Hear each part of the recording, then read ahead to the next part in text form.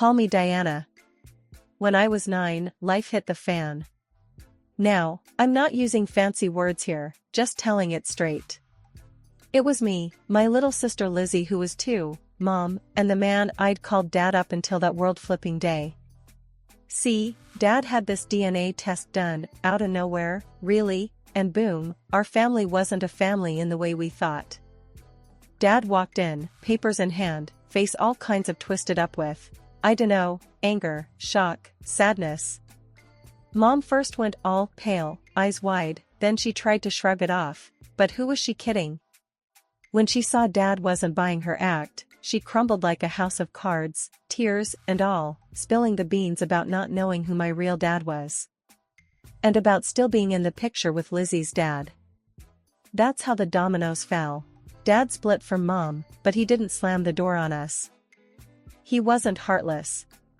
Kept sending money our way because, in his heart, he still saw us as his kids, I guess. Love's weird like that. Mom didn't waste any time though, married Lizzie's dad, George, quick as you like. Lizzie became the apple of his eye the second the ink dried on their marriage certificate, and he made it official by adopting her and cutting me out like last night's pizza. For me, it was like I became a ghost in my own home, invisible. Our house, huh? It was less of a home and more of a crash pad for me. Mom was all about her new life, with stepdad and Lizzie. They were like the picture-perfect 3, and there was me, just sort of, there. Don't get your stuff on the couch, stepdad would bark, not even looking up from his game on TV. But where am I supposed to, I'd start. Figure it out, not my problem, he'd cut me off without missing a beat. Mom would be in the kitchen, cooing over Lizzie or giggling with stepdad, acting like my voice was lost in some other dimension. Me and Lizzie? Well, we were on different planets. I tried to be the good big sister, but she was being raised like she was an only child, princess costumes, bedtime stories, all smiles. Me, I was lucky if I got a goodnight hollered in my general direction. The dinner table was like a minefield. I'd sit quiet, try to make myself smaller, while they chatted about their days, about everything and nothing. I'd just pick at my food, not if someone accidentally made eye contact. You gonna eat that? Stepdad would grunt, eyeing my chicken like he hadn't been fed in weeks. Nah, you can have it, I'd mumble, sliding my plate over. Hey, watch it. You're making a mess. He'd growl as a pea rolled off the table. Mom was no better. If I tried to talk to her about school or friends, she'd give me that nod-smile combo that adults do when they're not listening. Sure, honey, she'd say without missing a beat in her phone scroll. The bell rang, cutting through the chatter of the hallway, signaling the end of the day. I gripped my backpack tighter, shuffling out with the rest, everyone pushing to be first to freedom. That's when I saw him, leaned up against the old metal fencing by the school gates, my dad. Dad? I said, peering close as if my eyes were playing tricks. Diana, he grunted, a curt nod in place of a smile. I stopped a few feet away, wary. What are you doing here? Got something to tell you. He ran a rough hand through his hair, which seemed unrulier than I remembered. Can we go somewhere? Talk? Glancing around, wondering if any of my friends were witnessing this reunion, I nodded towards my usual hangout. There's a diner around the corner. The walk was silent, the clunk of his boots on pavement outpacing any attempt at small talk. The diner wasn't much, but it was a slice of familiarity compared to the man walking beside me. Once seated in a booth with peeling vinyl and a wobbly table, the waitress came over, eyeing Dad somehow suspiciously and me with concern. The usual, Diana? She asked, her voice a welcome sound. I nodded. Yeah, and whatever he'll have. Dad grunted again, not even picking up the menu. Coffee, black. She nodded and hurried off. I drummed my fingers on the table, buying time. Eventually, I burst out. You can't just show up like this. He didn't flinch. Didn't plan on it. Thought you oughta know, though. I can't have kids, Diana. The words hung there like a heavy smoke. I stopped drumming my fingers. So, he shifted uncomfortably. Thought you might want to know. Be with your old man now that I know for sure you're the only one I'll have. My heart was doing strange flips. Just like that? I drop everything and come with you? It's not nothing, Diana, he said, voice rising a touch. Figured it meant something. To you, especially. Mom and George flashed in my mind, along with the mound of unwashed laundry and the echoing silence every time I walked in the door. I sighed. You got room for one more at your place? You bet, he said, shoulders relaxing. I got space. And what would I do? Just hang out while you work? The practical side of me needed details. He stirred his coffee, the spoon clinking against the ceramic. You go to school. I work. We'll figure the rest out. School. That was something I planned to finish, no matter what. Fine. But I'm finishing high school. No derailing that. He gave a small nod as if it was decided, there and then. Fine. I chewed my lip. Term was ending in a couple of months. It wouldn't be too bad, I convinced myself. I'd make new friends, or keep in touch with the old, somehow. Mom and George, well, they had been more like roommates than family lately. Might not even notice I'm gone till rent's due. Okay, I said, a strange lightness taking over. Okay, let's do this. But Dad, this can't be one of those fly-by-night schemes. I'm serious. He met my eyes, and for a second I saw something that might have passed for conviction. I'm serious too, kiddo. Time to make things right. We left the diner with a plan forming. I was scared, but the idea of starting over, with him, it felt like a real chance. As we walked back to the school to collect the rest of my things, I figured this might just be the new beginning I'd been craving. Dad and I live in a new city now. It's different, cold sometimes, and loud, but it's home. Dad started his own business, something to do with tech and gadgets. It was just a bunch of computers at first, but it really picked up. People talk about him now, like he's someone. I guess he is. I go to this local school. It's alright, I guess. Not much to say about it except I'm there to get grades, and I'm doing good, real good. Got to, right? Dad's setting the bar up high with his success and all. I gotta keep up, make him proud. That's the goal. And me? Dentistry's where it's at for me. Can't explain it, really. Just something about fixing people up, giving them a smile to be proud of. Sounds good, doesn't it? Dad's all for it. When I first told him, I thought he'd be like, dentistry, really? But no, he was all.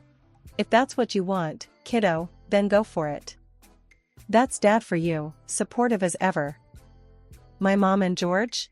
They're like a TV show I used to watch, but forgot how it goes. It's just static now, and I don't remember much about them. Doesn't matter, though. We've got our own thing going on here. Another test aced? How do you do it? Dad's voice makes me jump as he comes into my room. His eyes are all tired from work, but he's smiling. Study, isn't it? Just hit the books and the answers stick, I say, shrugging like it's no big deal. Dad chuckles, the lines by his eyes crinkling up. You got your old man's brains, that's for sure. I roll my eyes. Yeah. Just means I'll have to pick a fancy college for dentistry. They don't let any dummy in. Hey, you pick the college, I'll figure out the rest. He pats my head and then turns serious. Don't you worry about that. The thing is, I don't worry. Not about this. Dad's good for his word, always has been. There's this cool thing I've been doing, volunteering at a local dentist's office. Sounds boring, but trust me, it's not. On Tuesdays and Thursdays, I'm there, watching, learning, sometimes handing them tools like I know what I'm doing. It feels right, like I belong. I don't go out much, not a party person. I've got Emma and Zach at school, and that's plenty. Emma's all about basketball, while Zach's into his music. They're cool, even if we don't hang out much outside of school. So, when you gonna invite us over? Emma bumps my shoulder as we're walking out of class. I wanna see if your dad's place looks as techy as you say. I shrug. Dunno, we're pretty busy most of the time. But yeah, maybe. Zach's grinning, his headphones around his neck. Busy studying teeth, huh? If you ever need a guinea pig. He taps his front tooth. No way, I snort. I am not starting with your mouth, Zach. Days blend together, school and dentistry. It's like a rhythm, home, school, teeth stuff. But it's nice, predictable. I like it. I like knowing where I stand, and where I'm headed. It's a good life. Dad and we're doing okay here. Business, school, future dentist stuff, it's all pieces of this new life. And I'm thinking, as I fall asleep with my dentistry book spread out around me, I'm really looking forward to what comes next. I'm 32 now. Year by year, the image of my dad in his prime fades a bit more, the edges blur like a photograph left too long in the sun. He's been gone for a few years, taken by a sickness that chewed him up from the inside. Damn, it made me mad. Fists clenched, teeth gritted, kind of mad. You see, I've been around medicine my whole life, with all this knowledge and not a penny spared on treatment, but still, the guy couldn't beat the odds. Life's a real piece of work, huh? It kicks you down and expects you to get up and say, thank you. But I've always been a fighter. Dad used to say that, told me I got it from him. So after he passed, I let the pain fuel me. Ran my own race, and now, here I am, doctor at a dental clinic with my name on the door. Inheriting everything Dad owned did make things smoother. I won't lie, money talks in this world, and it's a lot louder when you're trying to keep a business afloat. I kicked ass to get to where I'm at, and Dad's inheritance just padded the fall a bit when things got rough. My clinic's the talk of town. People come in with all sorts of issues, a chipped tooth here, a cavity there. I see it all, fix what I can. But it's not just smiles I mend, oh no. People tell you things when they're sitting in that chair, looking up at the ceiling, trying not to think about the drill in their mouth. They talk about life, the raw, unpolished realness of it. I like that, makes every day different. Like this one guy, let's call him Joe. Burly fellow with tattoos all the way up his arms and a frown that looked permanent. Came in for a root canal, tough as nails, or so he thought. Alright, Joe. Open wide and let's take a look at the troublemaker, I'd say. My damn tooth's been killing me, he grunted, mouth already full of dental equipment. Can't chew my steak proper. Can't have that, I said, matching his straightforwardness. Let me fix you up right quick. By the end of the appointment, after some drilling and a whole lot of tough guy grunts, he was singing a different tune. Doc, you're a miracle worker, Joe mumbled through the gauze in his mouth. Go easy on the steaks for a while, yeah? I told him, handing him a mirror to check out my handiwork. A job well done if I may say so myself. That's the drill, my days in a nutshell. But it's not just teeth, it's the people behind them that keep the job interesting. So yeah, life goes on. I miss Dad every damn day, but I reckon he'd be proud. Proud that his little girl didn't just crumble. I look forward and push on. That's what you have to do. No use dwelling on the what-ifs and the whys. You deal with what's in front of you, one day, one tooth, one heartache at a time. The sun was setting when I heard the knock. I wasn't expecting anyone, let alone Mom and Lizzie. Their sudden appearance felt like a gust of wind before a storm. You got a nice place here, said Lizzie, as she pushed past me like she owned the place. Her eyes were hungry, taking in every detail of my living room. Hi, honey, Mom said, less bold but with a look that told me she had something on her mind. We were just in the neighborhood. I doubted that. They lived in another city. What brings you here? I asked, even though I had a nagging suspicion. We need to talk, Diana. Lizzie cut in, plopping down on my sofa with no invitation. I'm planning to go to college. I raised an eyebrow. That's good to hear, Lizzie. But why do I feel like there's a but coming up? She didn't hesitate. But I need money, sis. I want to get into college, do something with my life. That struck a chord. I used to be in those shoes, staring up a mountain that felt impossible to climb. Look, I want to help, I said. But money isn't something you should take lightly. Mom chimed in. Your sister's trying to do something with her life. You could make it easier for her. I felt the walls closing in. This felt wrong, just handing over cash without knowing if it would actually go to pay for college. But then again, this was family. How much do you need? I asked, already regretting the question. Lizzie's grimace turned into a grin. Not much. 25 grand should cover the first couple years. I nearly choked. 25,000? That's a lot of money, Lizzie. Don't act like it's a big deal for you. She snapped back. You got it. That stung. Just because I had made something of myself didn't mean I had money to throw around. But looking at Lizzie, I saw the shadows of my own past. Uncertain. Scared. I sighed. I'll give you the money, but on one condition.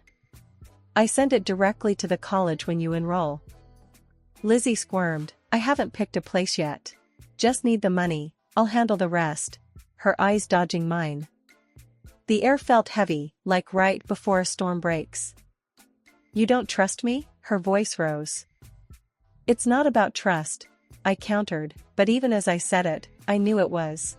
I just want to make sure it's used right, Lizzie. There was a cold silence until Mom chimed in, tired of the back and forth, we're not here to scam you. I took a breath, feeling cornered. Okay. I went to my desk, logged into my account, and did the transfer. There, $25,000. For school. Lizzie's eyes lit up with a mix of victory and guilt. Thanks, I won't forget this. But it was Mom's quick, greedy smile that stayed with me long after they left. I sat there, feeling a blend of worry and disappointment, hoping I hadn't just made a huge mistake. For months, I'd been on the phone with Mom and my sister back in our hometown. It felt good to help them out, sending a few $100 when I could. But when October rolled in, something in my gut told me to check up on Sis and her college situation. One afternoon, I called her, my voice casual as I asked about her classes. But like a slippery fish, she wriggled out of the topic, and before I could press on, she hung up. I frowned at my phone, a suspicion gnawing at my mind. Next thing, I'm stalking her social media like some sort of detective. There she was, all smiles, decked out in threads that screamed money. But not a single selfie in her college gear, nothing. Enough was enough. I hit dial on Kara's number, my old buddy from the block. Kara, it's me, Diana. What's the deal with my sister? How is she doing in college? Her voice came out flat. Your sis? College? Girl, she's strutting around here like she's in some sort of fashion show. You should see the bags they carry. No books, all bling. It hit me like a ton of bricks, played for a fool. I was burning with the need to confront them, to yell until I was hoarse. I'd been dialing Lizzie all day, hitting redial more times than I cared to count. The same with Mom. Neither bothered to pick up. Each ignored call stacked bricks in the wall they were building between us. When I went online, hunting for a trace of them, my messages bounced back like I was some stranger now. I was locked out and it stung like hell. Hurt simmered and bubbled over into a rage that iced my veins. They'd conned me. The doorbell rang like a warning siren that I didn't want to heed. There on my doorstep, my mother and sister stood, their appearances a bit too polished for a casual visit. I could feel the weight of their expectations before a word even slipped past their lips.